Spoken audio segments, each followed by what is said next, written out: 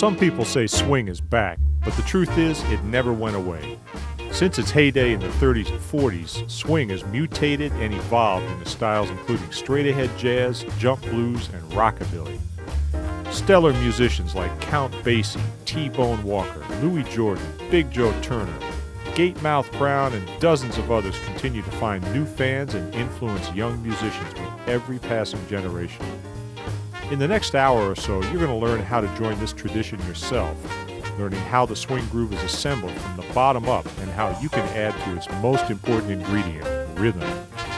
So grab your guitar, loosen your tie, unbutton your spats, and get ready to jump, jive, and swing.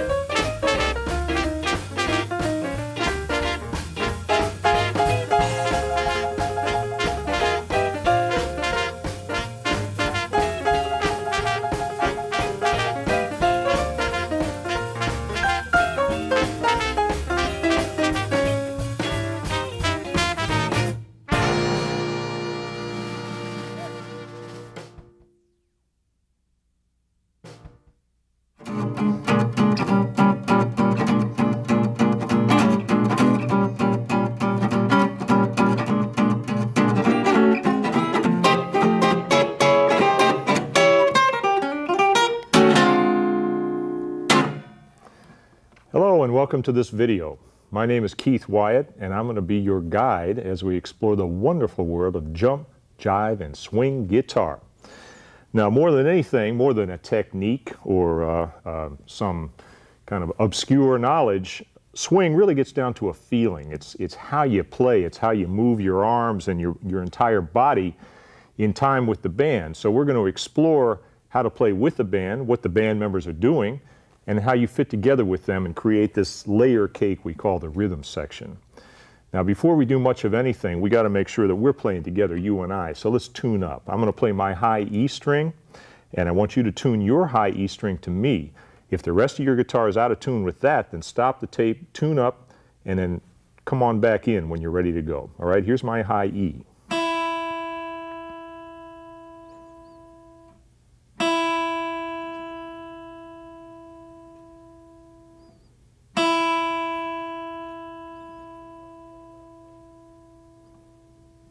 You got that?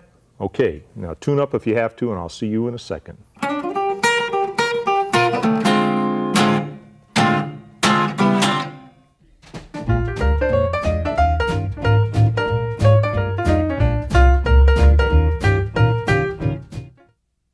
Now, the first thing we're going to do is look at how the rhythm section is put together.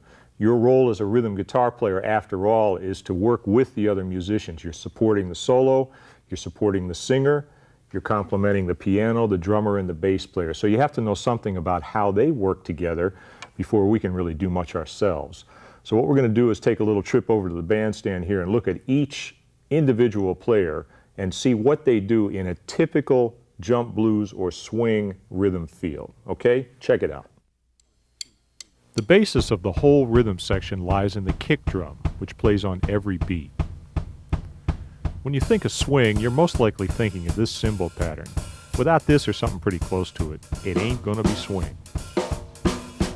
In big band arrangements, the snare drum can accent various parts of the rhythm or can emphasize the steady swing feel to really drive the band. In jump blues, the snare pattern is a hard-hitting backbeat. This is the groove that gave birth to rock and roll. The role of the bass is to outline the notes of each chord in the progression with a note on every beat. This is called a walking line.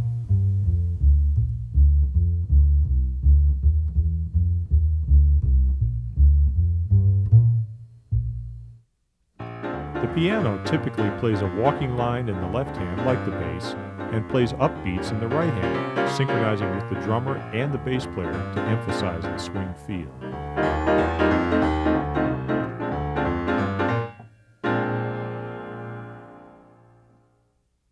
Horn sections supply the color and variety in a swing or jump blues arrangement.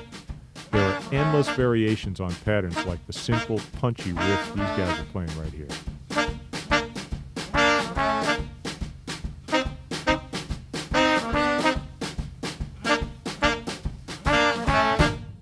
Now that we've seen what each instrument does individually, let's put them back together again and see what they do as a band. It's like a layer cake. It goes all the way from the 4 on the floor with the kick drum all the way up to the horn section, putting a little spice on top.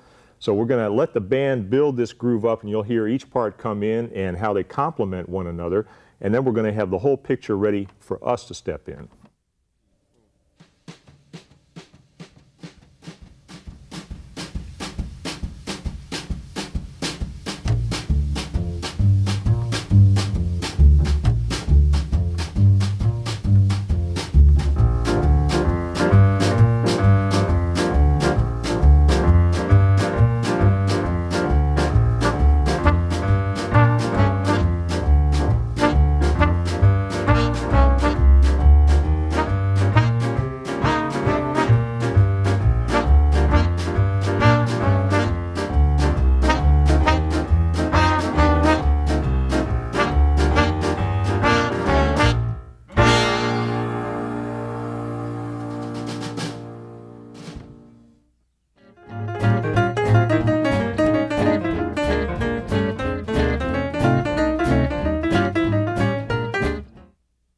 Now that we know what the rhythm section is doing, let's figure out how we can wedge our way in there.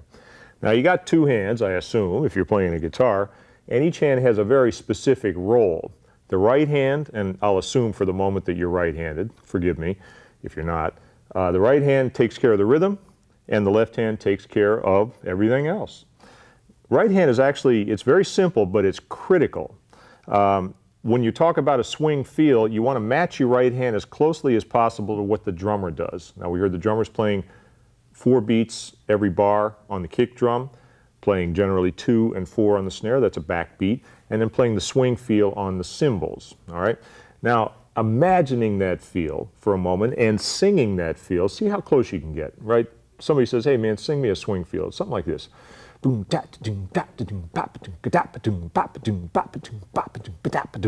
that sounds pretty close. Now I'm going to try to match that with my right hand before I even play a single chord here. See what this sounds like.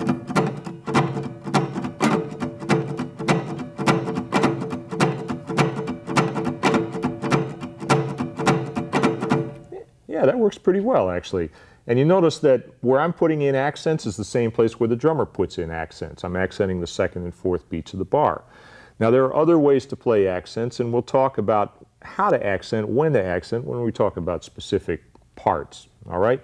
So keep in mind that no matter what we do, we're really not going to be doing too much different with the right hand. Keep it loose, strum it with your whole arm, get your whole body into it. Don't think of it as a stiff little part. It's a big strum, okay? Now, looking at the chords, I'm going to show you the basic chords that you need to play swing.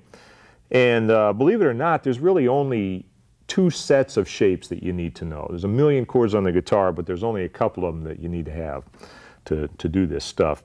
Notice my hand is based at the 6th fret right now. My index finger is playing at the 6th fret on the lowest string.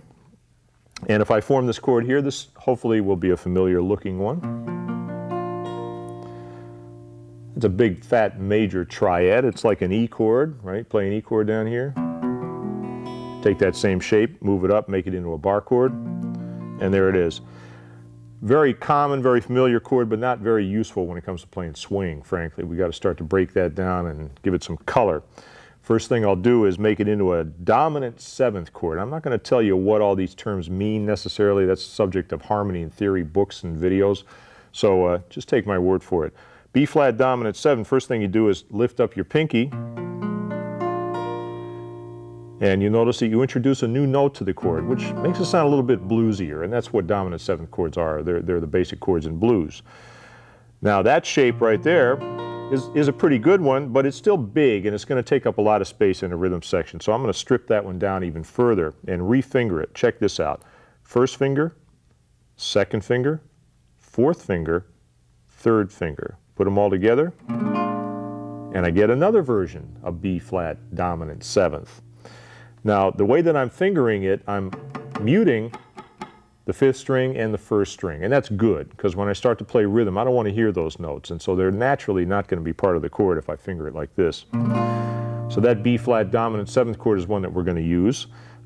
Here's a partner to that chord right here. Check this out. Sounds a little different, doesn't it?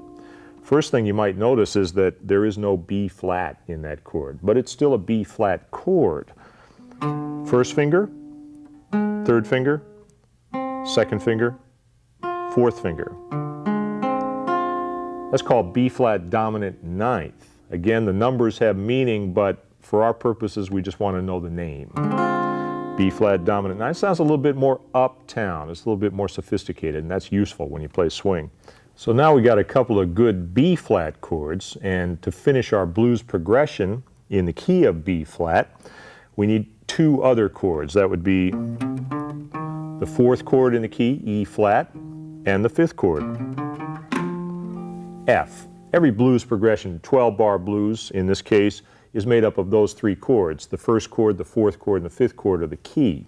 So we got the one chord covered, as they call it, and now we're looking for a four chord. Now I can form a simple E flat dominant seventh chord, which is based on this major triad shape here, which is probably familiar. I can make it a dominant chord by lifting up my third finger. Instead of barring it, I lift it up, and I got first finger, third finger, first finger again, and fourth finger. That's not a bad chord, but in swing terms, it's a little square. So we're going to play a ninth chord, a more typical swing sounding chord. Second finger on the fifth string, first finger on the fourth string, and then the third finger barring the top three.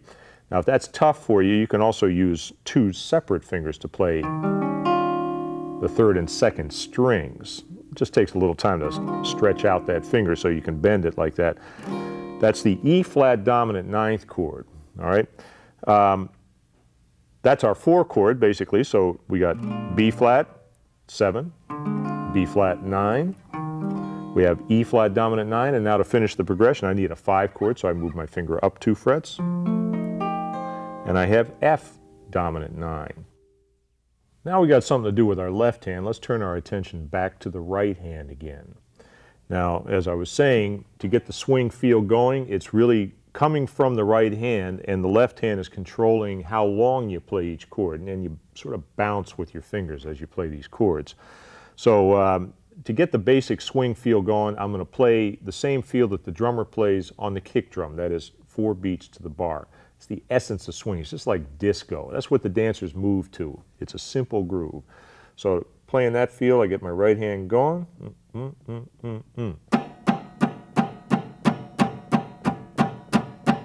All downstrokes.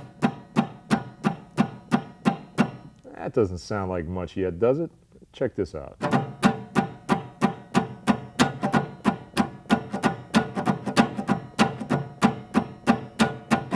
That's more like it. The swing really comes not from the downstroke, but from the upstroke. It's how you play that upstroke, and this takes a little bit of detail. Swing is based on triplets. That means there are 3 notes in every beat. If you really slowed it down, you get something like this. 1, 2, 3, 2, 2, 3. You take the middle note out, and you get this. That's called a shuffle.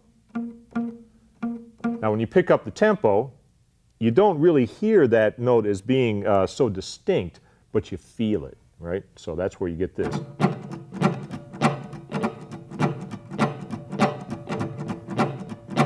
You listen to the music, you pick it up by feel, and you just grab that guitar and play with that same attitude. You don't have to count the beats, but it helps to understand a little bit, all right? Now I'm going to take my B flat chord and start to play with that feel and see what it sounds like. Now remember, in the left hand, I'm going to play the chord and then immediately release the pressure after every downstroke. Slowly.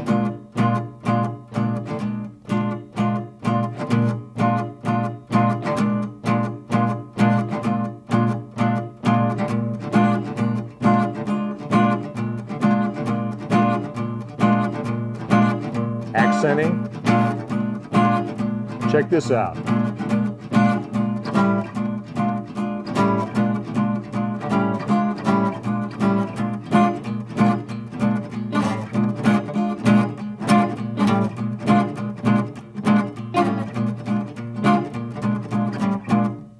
Now it's starting to feel like something.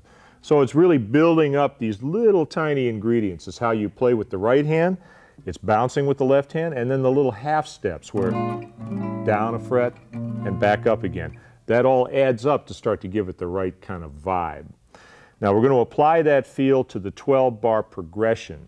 And so just a couple of words about the 12-bar. This is the most common progression in blues without a doubt. And jump blues is kind of at the core of swing. A lot of swing tunes were written on different types of chord progressions, progressions that really get quite elaborate sometimes. But if you understand how to play the feel on the 3 chords that you have in a blues, then you can expand as you go along and start adding other chord voicings and types and learn other tunes, okay? So we're going to stick close to home right here.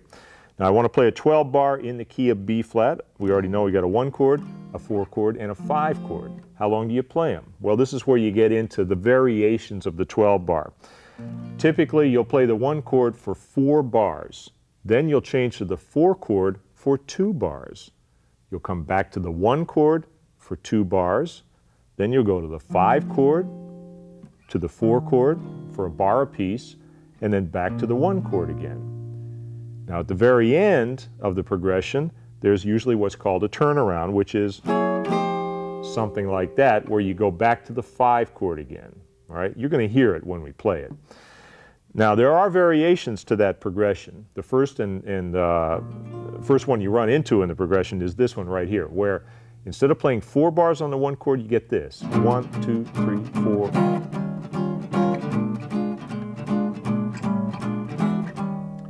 What I did there was I went to the 4 chord in the 2nd bar. That's called a quick change. If you don't go to the 4 chord, it's a slow change, all right?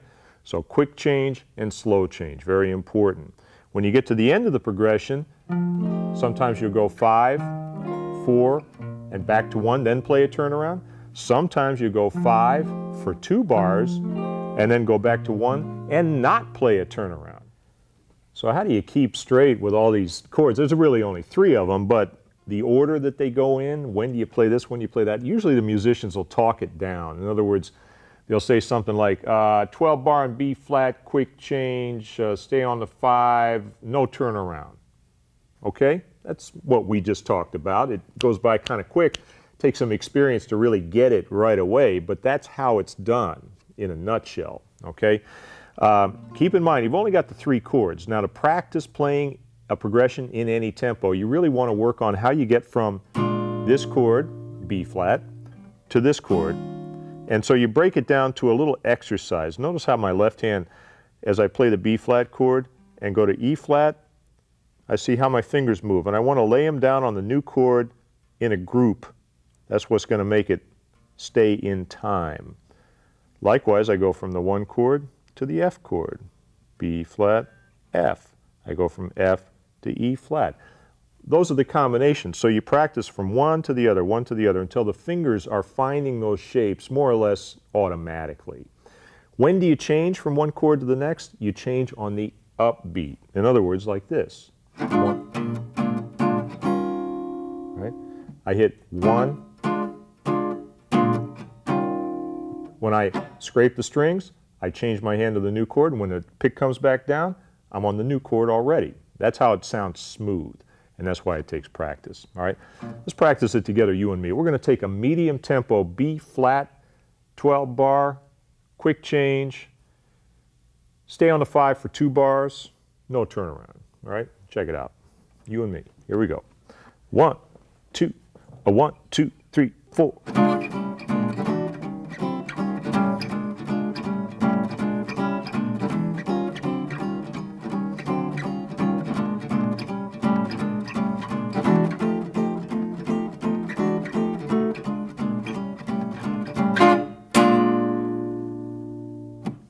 Smoking. Now you notice I was throwing in all the little moves there, the half steps.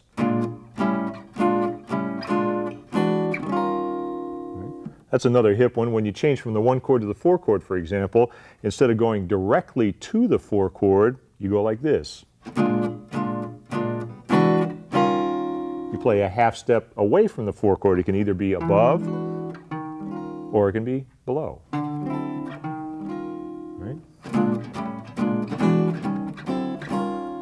That way you create the illusion that you're playing a lot of chords, but you're really only playing 3 chords, and it's really only 2 shapes, right?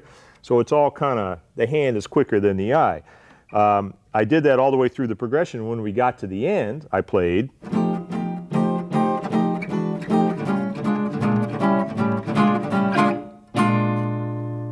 a typical blues ending. Now you notice I didn't go to a turnaround or something like that at the end. I just stayed on the 1 chord.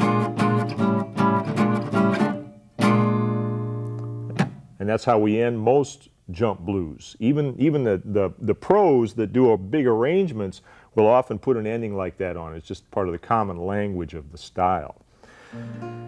Now, although we're playing fairly small chord voicings here, I'm still playing more than I absolutely need to in order to get the point across of what the sound of these chords are.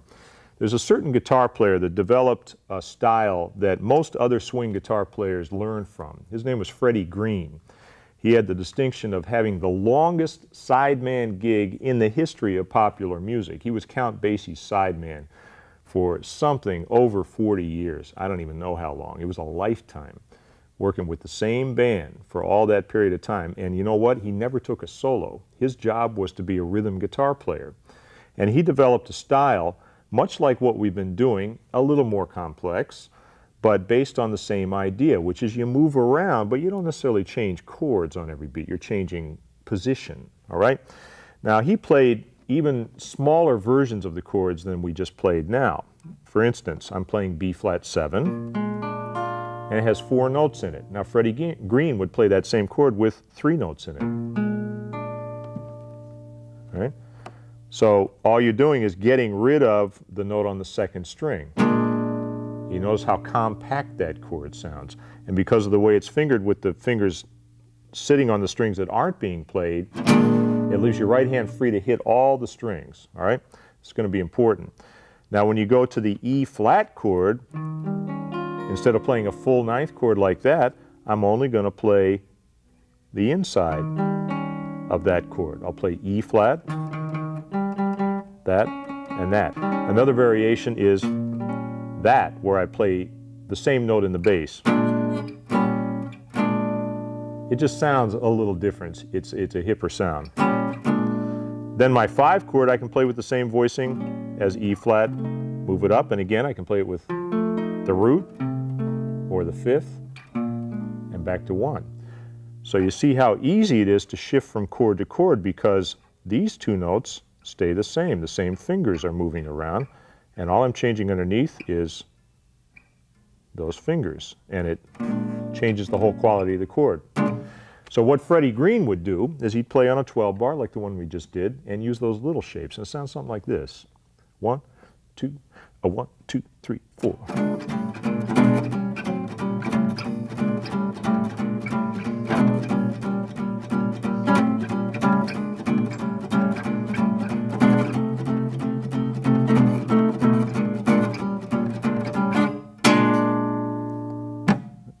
Now the faster the tempo gets, the smaller the chords need to be in order to not take up too much space in the rhythm section. So we're going to see those chords become very useful when we do some of our examples. All right.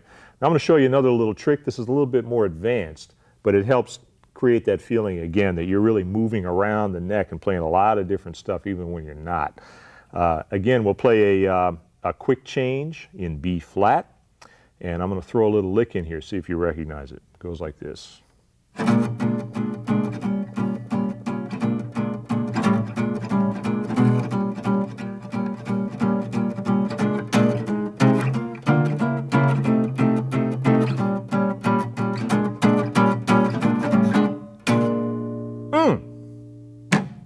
Now that lick right there started with that B flat chord that we've been playing.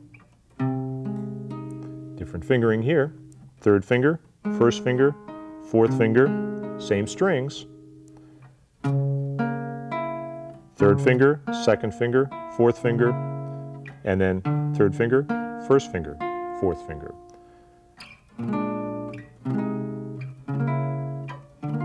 It's really all based around the B flat chord. And then it sets you up to down to the F chord and we can keep going, which vary the progression. Go to the 4 chord, and back to 1, 4. So there's a little window into the Freddie Green style, how a guy kept going for 50 years playing a couple of little shapes like that. Not bad, huh? Now, we're going to join the band, you and me, and go up on stage, and we're going to put these rhythm styles to work.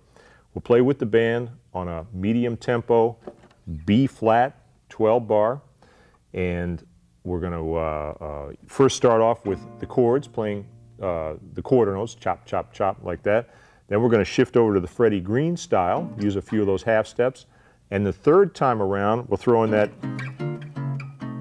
connecting lick. See if you can get a handle on that. All right, here we go.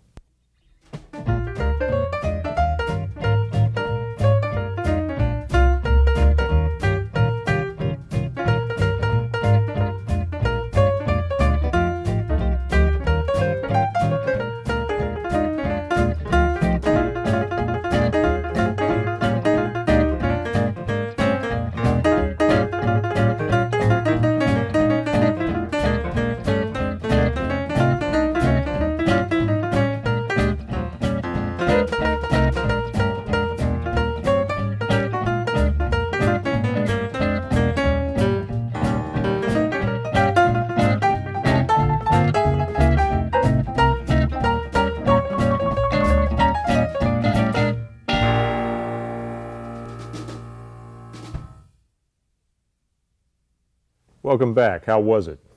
Now we can do something in B flat. You know, funny enough, with those 3 chords, you can play in almost every key on the guitar because you got 1, you got 4, you got 5. You pick a note on the 6th string and you can find 4 and 5 on the 5th string. But there are some keys that don't sound very good because they get up too high. One of them, for example, a big swing key, is E flat. We have to come up with a set of chords that are based on the 5th string. All right? First chord is real simple. It's the same chord we already used, E flat, dominant 9th, for example, okay? Now, if that's my 1 chord, I have to find a 4 chord and a 5 chord in the same key. If I count scale steps, 1, 2, 3, 4, there's A flat.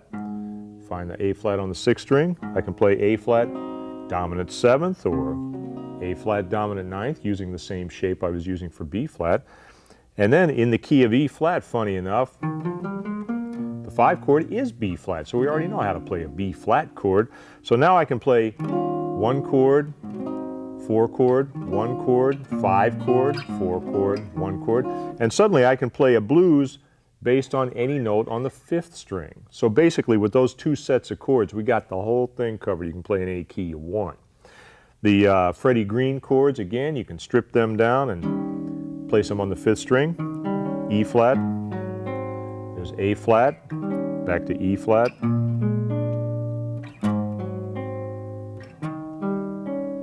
Right? Really very simple. Now that we've got our keys more or less figured out, of course there are other chords you can play and variations and so on. Let's talk a little bit about tempo. We just did a couple of things at a medium tempo. One of the things that's kind of a characteristic of swing is fast tempos.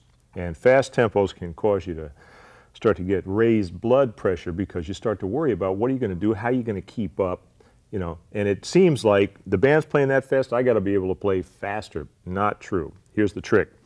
When the band's playing at some kind of a ridiculous tempo, what you do is play half as fast as the rest of the band. So if they're going something like that, which is really hard to keep up with, then what you do is this: 1, 2.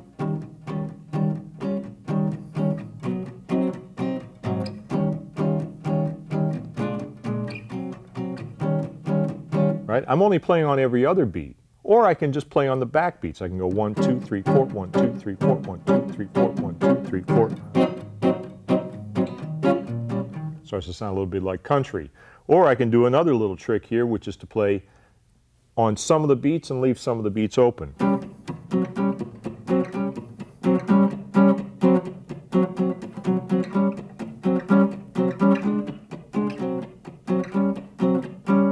See the idea? Now I've even stripped that chord down further. My E flat chord is now quite tiny. Move it down a half step, there's A flat. Move it up a half step, there's B flat. The faster the tempo, the smaller the chord, the more relaxed the rhythm that you're going to play.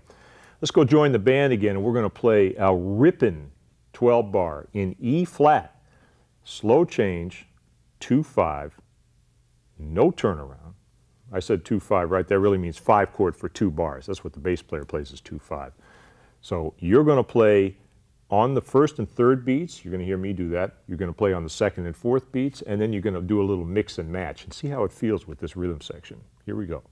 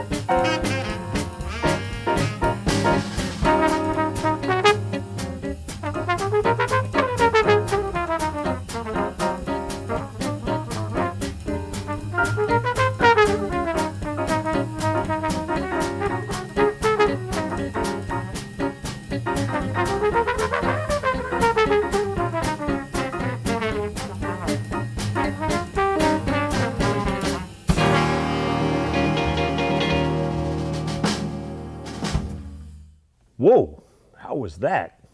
I had a hard time keeping up with that myself, if you want to know the truth.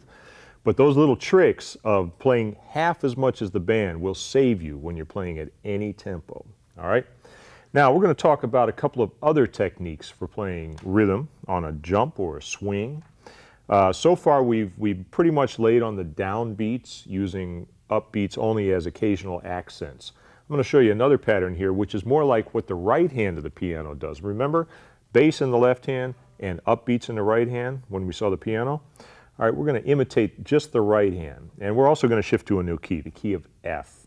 All right, another favorite of saxophone players. I'm going to show you a new chord at the same time. Now, key of F, we go all the way down to the first fret area. And this time I'm going to play on the top strings, and so I'm refingering my major triad, the big fat bar chord, using third finger, second finger, and index finger at the top. I'm going to add an extra note to that chord. Remember, the triad's a little bland for this style. Fourth finger on the second string, that's the sixth of the scale, and adding it to a triad makes an F6 chord, a real common chord that you hear in blues and in swing.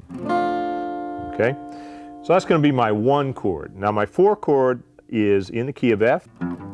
It's B flat.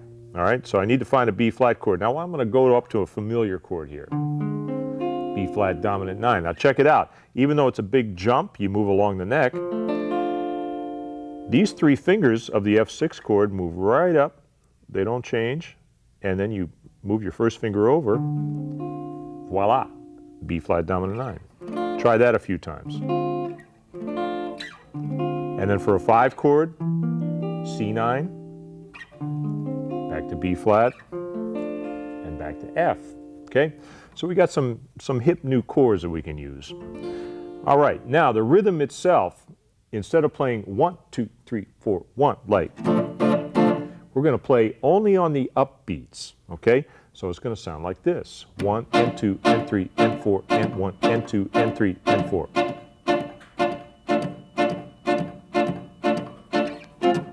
Now you have to imagine that the bass is playing all the down beats and we're playing all the up beats. It's kind of a weird feel to get used to because you get so accustomed to playing down beats with the guitar, and this time we're doing the opposite. Use up strokes and bounce with your left hand as before so that you hit the chord real crisp. Make your shift on the upbeats. Actually, no, in this case, you make your shift on the downbeats. Right? Everything is kind of opposite, okay? So file that away for a second. We're going to use that technique when we play with the band again.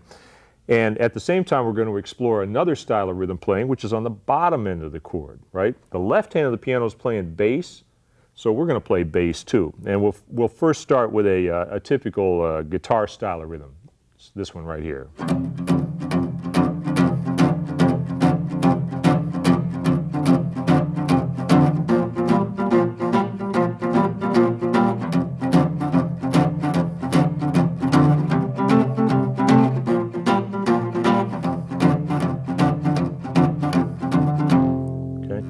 Now you may already know that pattern because most people that play a little bit of blues learn that pattern pretty quick. The thing that makes it swing is again in the right hand. Get your swing pattern going.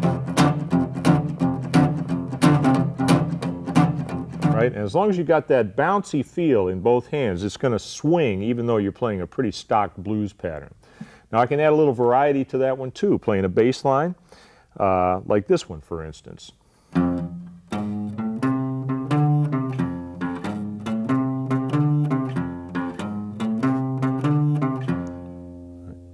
Now this type of pattern is built like the bass line, built around the chords themselves. I'm playing the F, the root, going up to the next note of the F chord, the third, playing C on the 5th string, D back to C.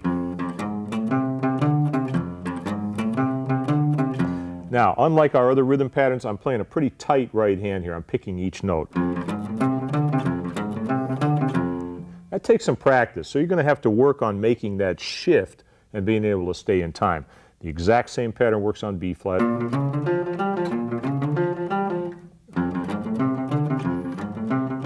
C, B flat, and now we're going to take those 3 ways of playing rhythm, the upbeats, the bass, and the bass line.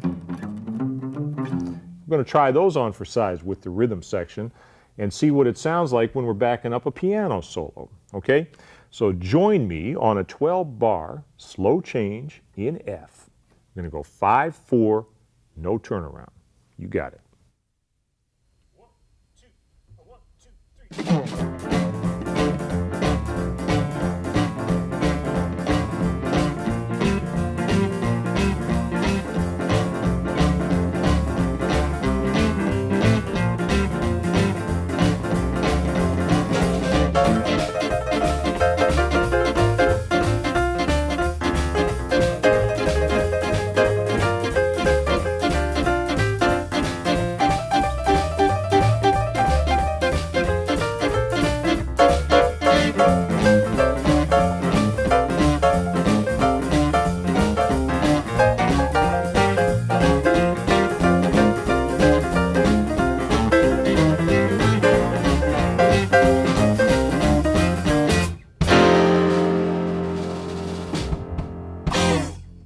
How'd that one feel? That's putting a whole new slant on things. We got upbeats, we got bass lines. We're stealing from everybody, really, right? I mean, we're taking from the drummer, we just stole something from the piano player, something from the bass player. That's where you get your rhythm stuff happening. We're going to steal one now from the horn section, right? Now we got a horn section, we got a couple of guys, and they tend to play the same kinds of patterns when you listen to 100 swing songs or jump blues. It's short phrases played in unison, and they're very punchy and very rhythmic. So we're going to learn a couple of those on the guitar, okay? Now, in essence, we can use any of the chords that we've learned so far, but we're going to tend to lean them towards the high strings. In other words, the upper register, because that's where those kinds of parts generally sound the best. Now, the simplest horn pattern would be something like this. Let's go back to the key of B flat. Just take your finger, top 2 strings, and play along with me. 1, 2, 1, 2, 3, 4.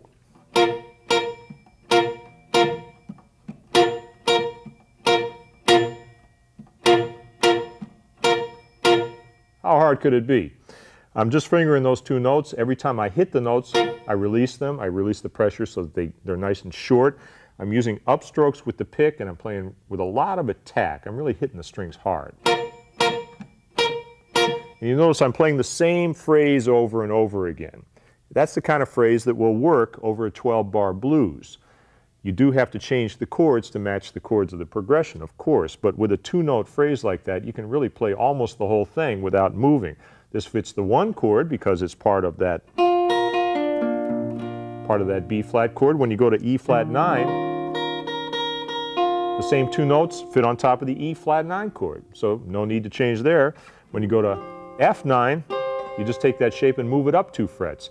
This might be reminiscent of players like Chuck Berry, who listened to jump blues, learned jump blues, and then translated that style into rock and roll. This is where you get into crossover here. All right, so that's one example of a horn section style part. Now we can flesh that out using the bigger chords. We use B flat 6, for example, as our 1 chord. Nice full sounding chord. E flat for our 4 chord, and F for the 5 chord. Same kind of rhythm, like this, 2, 3, 4.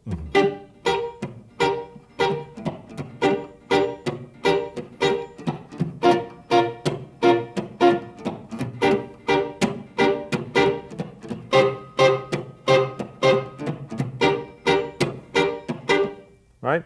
The extra notes kind of make the chord sound fuller. They make it sound a little bit more like a complete horn section, and that's the effect that we're going for.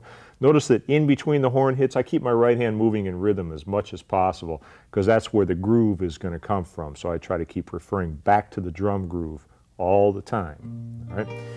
Now we've got one way to play a horn section in a key that's based off the 6th string. If I want to base it off the 5th string, key of E flat, for example, I can use my E flat dominant 9, A flat 6th, E flat 9. For my 5 chord, B flat 6, and back again. So I got 1, 4, 5, no matter what key I want to play in. Now, for example, taking that same idea of the E flat key and moving it up high, when I have my 2nd finger up here at the 13th fret, I've got a B flat dominant 9 chord because that note is B flat. So here's B flat down here, B flat up here. The advantage of knowing how to play each chord in 2 places is that by moving up, you create more energy. All right? So I can play my B flat chord up here and then play an E flat chord. Well, I could play this. I'll show you a real hip E flat chord. Check that out. It's an E flat dominant 7th chord with F on top. That makes it a 9th chord. So now I got B flat 9, 4 chord, and then for my 5 chord, swing land, 4th finger, 1st finger, 2nd finger, 3rd finger. That's called F9. It's another voicing. F9 here, F9 here. So now we got a whole new set of chords, and it's very swingy, jazzy sounding. It's going to give us a nice variation to play when we do horn section parts. All right?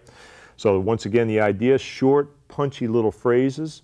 I can play them down low. I can play them up high. The other thing to be aware of is when you play with a real horn section, you can either play with those guys, play exactly the same rhythmic pattern that they're playing, which makes the band sound very full, or you can play against those guys. In other words, when they don't play is when you do play, and that creates this nice little kind of bouncing back and forth.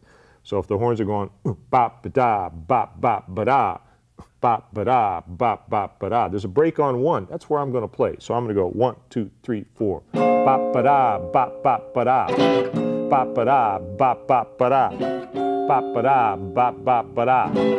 Get the idea? So there's a lot of ways to create texture in a rhythm section by working with or off of the other instruments. And that's what makes a swing rhythm section sound exciting. It's when you can kind of vary your parts to suit the occasion. Okay? Now we're going to join the band again. And when we do, we're going to play a slow change blues in the key of B flat. We're going to go from the 5 chord to the 4 chord and back to the 1, no turnaround. And check out how it works with the rhythm section. Join the fun.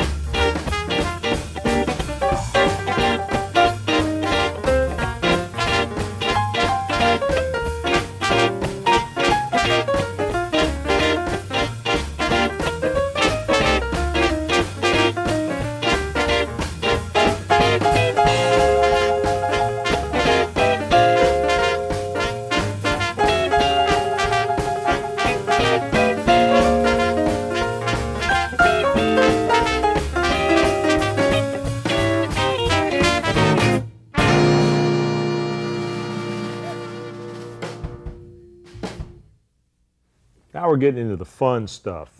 Let me show you a couple of more variations that you can use that are based off of ideas we've already talked about, but to really expand your range as a rhythm player.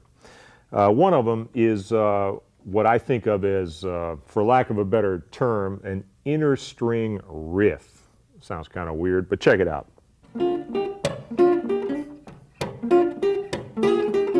You get the idea? I'm playing everything on the second string, third string, and fourth string. In other words, the inner strings, not the high strings, not the low strings, okay? One little trick here, and this is in the key of B flat again, our favorite key by now, right? The first part of the lick requires a special move. That hammer-on, it's key, it's a big part of blues and swing phrasing, all right? What I'm doing is playing the root of the chord on the fourth string, B flat, laying my index finger down in a bar, two strings, third string, second string, and then hammering on quickly to the next fret up on the third string. Get the idea? The hammer-on is so quick, it's almost like part of the same note, but it's essential for creating the right kind of vibe. So I go like this. Lay my third finger flat, and it creates another variation in the melody.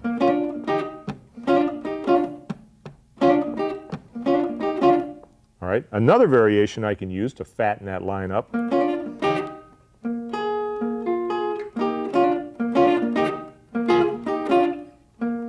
That shape right there involves a shift, first finger on the root, third finger, second finger, still built around the same chord, but we're getting different tones in there. Another technique that I'll use is I'll pick the lower note with my pick and the upper notes I'll pluck with my bare fingers. You don't have to do that, and it takes a little work to get that down, but it does give you a crisper rhythm. Get the idea? All right. Now, if I move that kind of idea across a 12-bar progression, I'll need to vary it a little bit on the 4 chord. So I've got my 1 chord.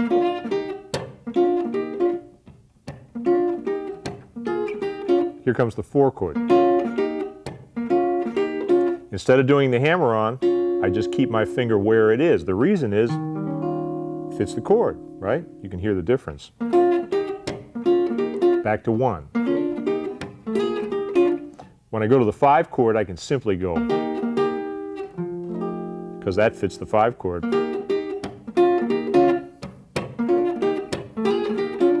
There are millions of little riffs like these that guitar players like T-Bone Walker played on practically every song they ever recorded. So by listening to these musicians, you can start to pick up ideas very quickly, but a lot of them are based around that kind of shape, okay? Speaking of T-Bone, here's a lick that T-Bone used. Yeah, it's kind of thick. That's an example of a riff, right? Horn riffs, bass riffs, we talk about riffs a lot. Common term in swing, and it means a short, repetitive phrase that you just use across the entire progression. In this particular case, what gives it a distinctive quality is the fact that it's so dissonant. That first chord there has the same quality as a diminished chord, but for our purposes, just think of it as root, up 3 frets, third finger, first finger on the second string, second finger on the third string. There's your chord, right? There's the root. Sounds real dissonant. It's supposed to. And then you go 1 chord, third finger, and come back up again, right? What makes it hip is the rhythm.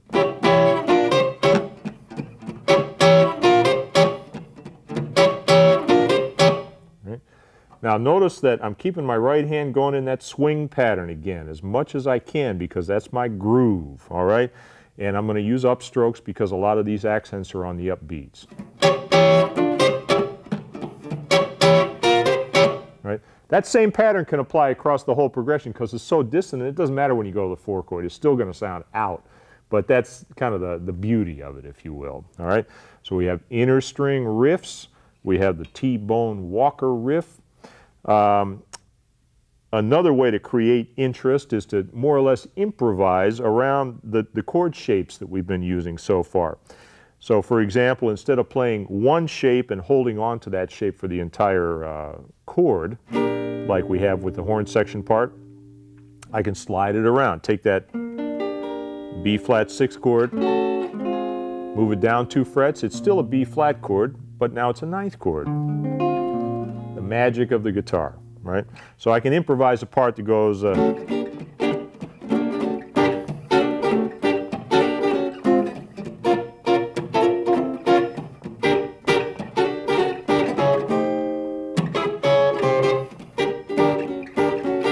right? See, I've always got that same rhythmic feel going. I'm still following the same chord progression, but by using the half steps and sliding the chords around, I can make it sound like there's a whole lot going on. It's still really only using 2 shapes, 1 chord, 4 chord, 5 chord, and 3 chords, right? So the principle is simple. The application is what takes a little bit of time. So I can play inner string riff, I can play T-bone walker, I can play kind of an improvised rhythm like that. Here's a hip one. Sometimes you'll hear another instrument pick up on a phrase, and if you copy it, suddenly you've got sort of a horn section.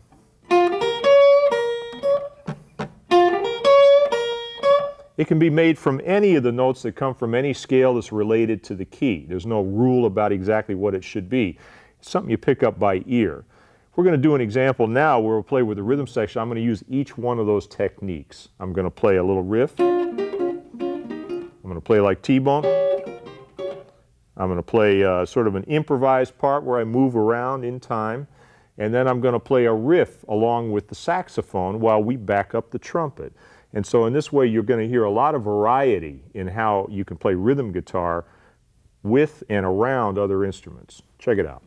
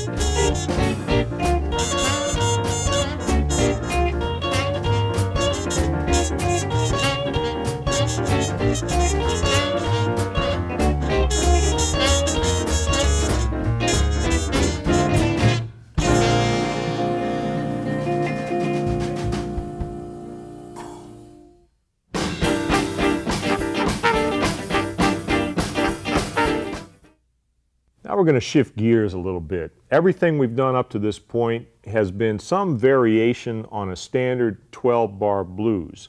And in a 12-bar blues, all of the chords are dominant chords, 9th chords, 7th chords, 6th chords, you know, based around that tonality. Now we're going to work out in the minor tonality. Ooh, that's dark. You do hear a lot of swing tunes played in a minor tonality. Some very famous swing tunes like Minnie the Moocher, that's going way back, Cab Calloway. Seems like every swing band had a couple of tunes that they would do in a minor tonality, and it would give the set a different kind of flavor. So we want to know something about it, okay? Now, the minor key that's most closely related to our favorite key, B flat, is G minor.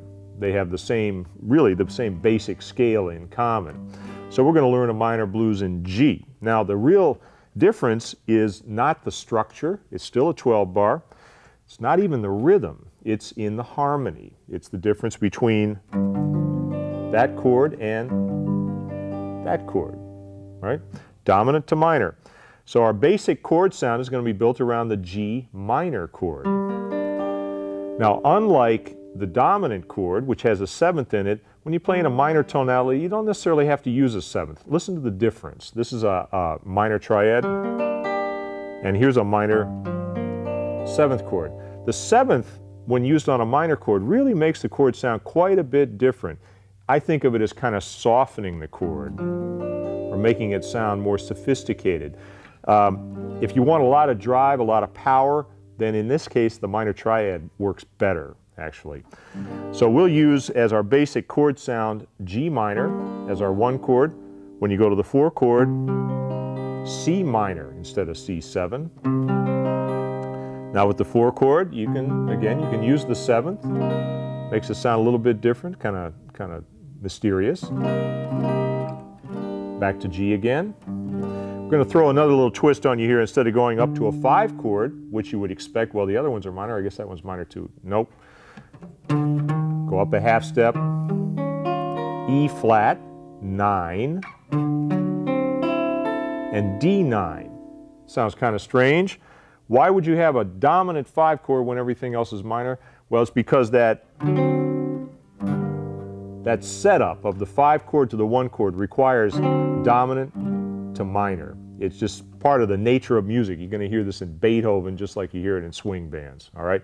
So most of the time in a minor blues, you're going to have minor 1 chord, a minor 4 chord, and a dominant 5 chord. And that 6 to 5 combination there is a common variation as well. All right, so now we got our chord progression. We got some basic chords. What kind of rhythm do you play? Well, basically the same sorts of rhythms we've been talking about. You play on the beat, you play off the beat, you play with the bass, you play with the piano, you play with the horn section. You know, it's all the same stuff. The tonality has changed, but the concepts remain the same. All right. Now, some of the fun stuff in a minor key is what you can do with the minor chords to make them sound out, different. All right. For example, check this. Ooh, that's dark. That's a G minor chord, but I put 2 extra notes on it. I'm going to refinger it. G, 3rd fret on the 3rd string, 5th fret on the 2nd string. For your information, that's called G minor 6-9. Aren't you glad you know that? It's kind of a spy chord. That's the way I look at it, right? You can use that for color. It makes it sound dark and mysterious. And so in minor tonalities, you'll hear a lot more of these kind of little bit outside chords. When you come to the 4 chord, you could use the same thing based off of C, right? Going to the 6 chord. On the 5 chord is where you can have some fun. Here's, instead of playing D9, I'm going to take my pinky and stick it up a fret on the high strings. And now, believe it or not, that chord is called, let me do my calculations here, this is D augmented sharp 9. Right? Now you feel like a real musician. Talking musician language here. Right? But that kind of sound truly is one of the basic ingredients in creating a vibe, a swing vibe. It's a little bit more sophisticated than other styles of music. So we're going to play a 12-bar progression, and we're going to apply some of these out chords to the progression and play along with the band and sort of mix and match the rhythms that we've invented so far. Check it out.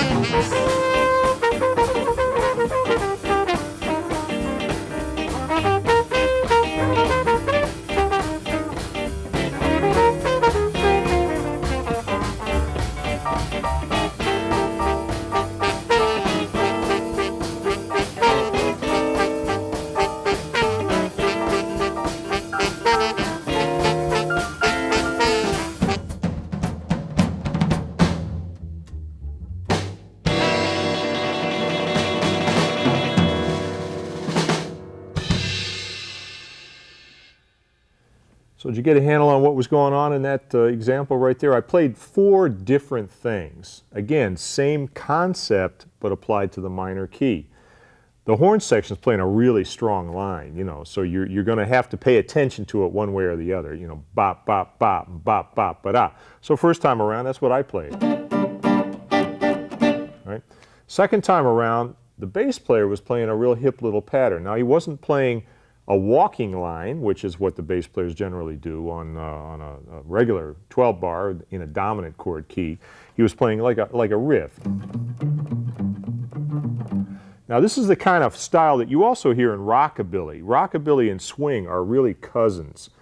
Rockabilly evolved into rock and roll, swing, R&B, blues, rock. They're all partners in this musical world that we live in. And so they all trade off elements from time to time. So when I play that pattern there, instead of playing straight quarter notes, there's a little eighth note accent in there just to make it kind of rock a little bit. Same pattern goes to the 4 chord. You can hear how it follows the shape of the chord, the harmony. And then the E flat back to 1. Okay? So that was a second concept for how to play rhythm. Ordinarily, I'm not going to shift my rhythm pattern on every chorus like this. This is a demonstration, but it gives you a range of ideas that you can choose from. And when you listen to records, you'll hear guys using these pretty close to these ideas a lot. All right, the third time around, I kind of invented a part. Pretty simple, but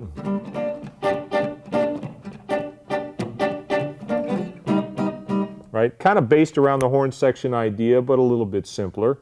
And then the last time around, the horn section came back in, and instead of me playing exactly with them, I kind of played against them. They're going bop, bop, bop, bop, bop, ba-da, bop, bop, bop. There's a gap in there, right? So I picked up on that gap, and I went bop, bop, bop, bop, bop, ba-da. Look for a good excuse to throw in that minor 6/9 chord, give it a little bit of flavor. Same thing on the 4 chord, back to 1, E flat, use that fancy D chord there. At the very tail end, we heard the drummer play a couple of bars and the bass player boom, boom, boom, boom, boom, boom, boom, boom, boom, boom. Ooh, spy chord. Now that actually is a G minor chord, although it's a slightly different animal. I'm playing G with my thumb just to give you the flavor. There's the voicing. It's G minor with a 6th and a major 7. So you call it G minor 6, major 7. Woo, that's a trip. That's not a chord you want to use exactly everywhere because it's pretty dissonant, but it's a special effect. And you hear a lot of these kind of chords on minor keys because they're kind of spooky, and that's kind of what you use a minor key for, is to create that sort of mood. All right? So we got some different colors and shapes and attitudes on a minor progression, just as we do on a dominant progression. I think we got enough to chew on for the moment.